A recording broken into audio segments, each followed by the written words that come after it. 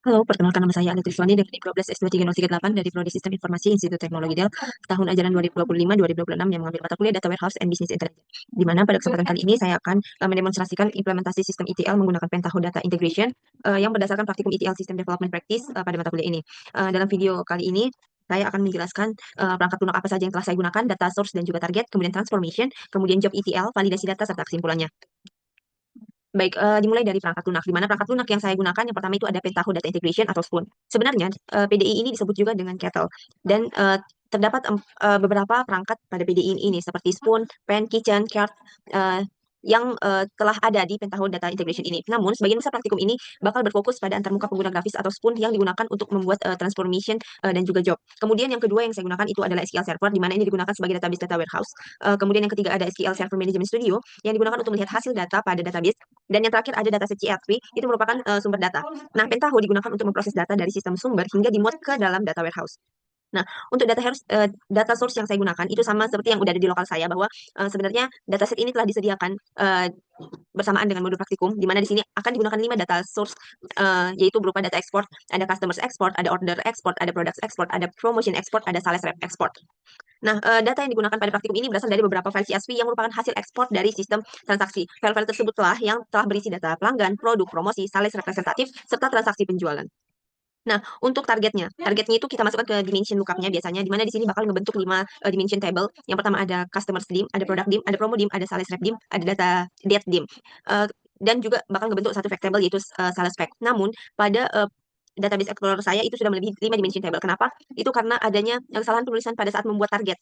Jadi targetnya itu beda penulisannya sama modul, tapi saya telah menyesuaikannya sehingga menjadi melebihi dari 5 dimension table. Jadi sebenarnya data dari si sistem sumber tadi kemudian dia bakal dimuat ke dalam data warehouse dengan menggunakan modal star schema. Nah, kan tadi kan di sini ada fact table. Fact table itu bakal menyimpan data transaksi penjualan. Jadi tabel dimensi itu bakal menyimpan informasi deskriptif, sedangkan tabel fakta itu bakal menyimpan data numerik yang bakal siap dianalisis. Selanjutnya, kita bakal pindah ke Pentaho, di mana saya akan menjelaskan transformasi apa saja yang telah saya lakukan pada praktikum kali ini. Baik, di Pentaho di sini yang pertama itu ialah customer import, di mana di sini datanya itu bakal diambil dari data export yang tadinya sudah saya jelaskan bahwa saya memiliki data sumber. Jadi kita menggunakan customer export, kemudian kita sesuaikan untuk lazy conversionnya dihapus, tidak dicentang, kemudian kita sesuaikanlah semua format yang udah ada di modul karena di modul sudah dijelaskan secara lengkap. Kemudian jadi sebenarnya di customer transformation ini itu bakal memproses data pelanggan yang berasal dari file kita tadi yaitu file customers underscore export.csv. Jadi data dibaca menggunakan step CSV file input yang kemudian diproses menggunakan step dimension lookup yang bakal dimasukkan ke dalam tabel customer dim. Sehingga di sini stepnya kita sesuaikan namanya, kemudian connectionnya, target table-nya itu customer dim yang bakal disimpan di si table customer dim, kemudian disesuaikanlah key-nya customer ID, kemudian file in-stream-nya customer ID tapi dengan caps lock, kemudian kita bakal meminta filenya itu dari get file, kemudian dilanjutkan dengan jangan lupa untuk technical key filesnya, kemudian version filesnya dengan files, data range start filesnya itu dengan data from, dan table data range n-nya itu dengan data.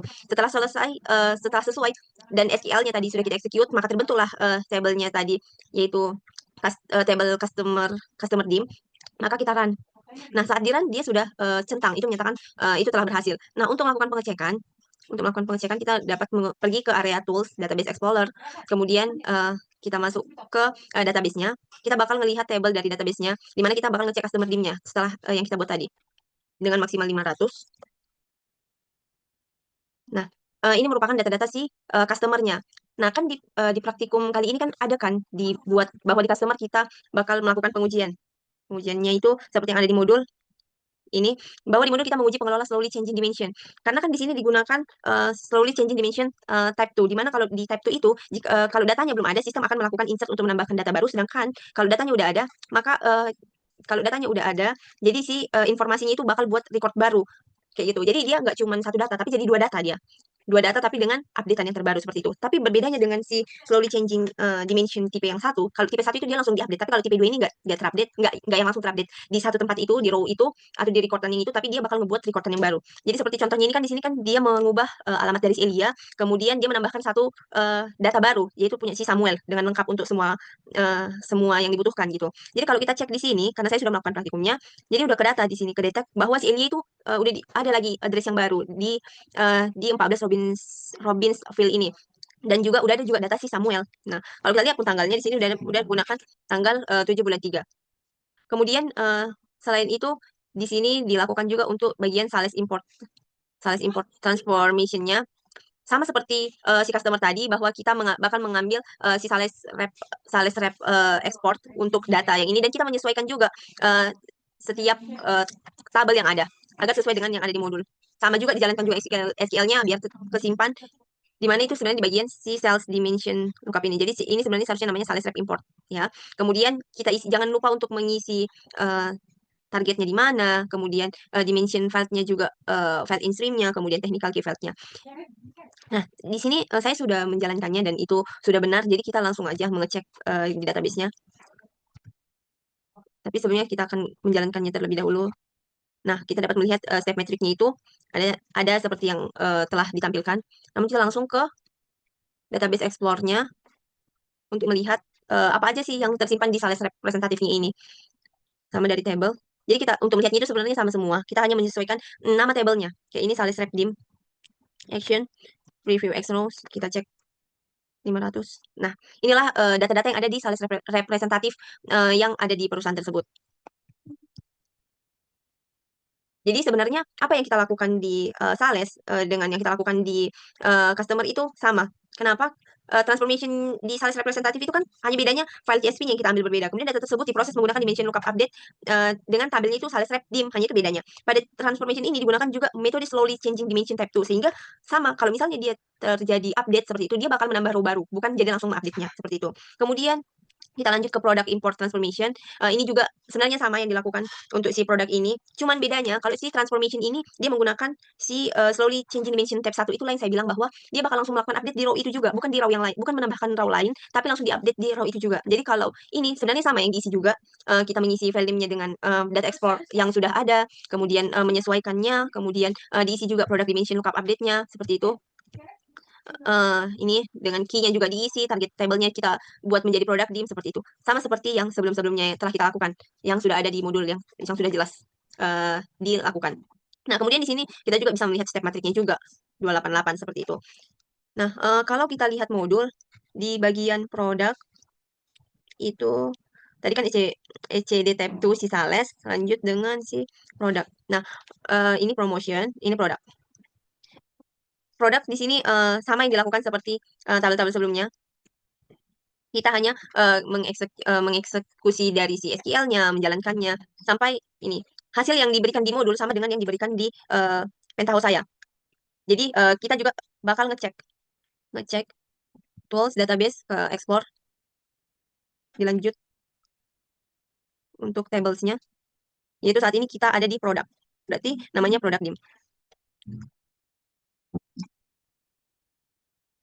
Nah, ini merupakan tabel produk apa saja yang ada di produk dim ini. Nah, kalau kita mau menyesuaikannya, nah ini sebenarnya udah sesuai. Jadi sebenarnya yang telah saya lakukan di Pratikum ini itu udah sesuai yang dengan ini. Jadi kita kayak mencari produk dengan produk ID-nya ini, kemudian mengubahnya, seperti itu saya telah melakukannya. Nah, dilanjutkan lagi dengan pola promotionnya yang SCD tipe 1. Ini SCD tipe 1, di mana sekarang kita bakal melanjut ke bagian promo. Bagian promo kita juga langsung melihat saja ke database explore-nya untuk mempersingkat waktu, dikarenakan untuk tahapannya tetap sama. Jadi bagian table, kita lihat bahwa bagian promo, berarti namanya promo dim. Nah, di promodim kita lihat inilah apa saja sih data yang ada di promodim ini. Jadi sebenarnya data promosi itu diambil dari file promotions export yang ada di sini, promotion CSV file inputnya. Inilah yang diambil. Kemudian untuk bagian promotion dimension lookup-nya kita bakal ngebentuk target table itu promodim, disesuaikan juga technical key-nya, kemudian key file-nya. Makanya tadi itulah yang dihasilkan dari si promodim ini. Jadi transformation ini juga menggunakan metode slowly changing dimension type 1 sehingga perubahan data promosi akan langsung memperbaharui nilai yang lama. Jadi nilai yang lama itu langsung diubah, langsung update otomatis dianya di row itu, bukan jadi membuat row baru. Kemudian dilanjut lagi dengan generate date transformation, di mana transformation ini menggunakan dimensi tanggal yaitu date dim. Oke, jadi di sini transformation ini bakal menghasilkan data tanggal secara otomatis dengan menggunakan beberapa step seperti generate rows, add date sequence, dan juga kalkulator. Nah, kalkulator ini digunakan untuk menghasilkan atribut tanggal seperti tahun, bulan, dan quarter seperti itu. Coba kita lihat. Nih, jadi kita udah menyesuaikannya di sini. Bagaimana apa yang bakal dikonversikan dan seperti apa, value-nya apa seperti itu. Bakal kita jadi hasil transformation ini bakal dimuat ke dalam si tabel date dim. Nah, untuk hasilnya kita dapat melihat dari database Explore, kemudian kita buka langsung database apa aja sih data yang tersimpan di generate transformation ini. Nah, ini berarti masuk ke DatDim.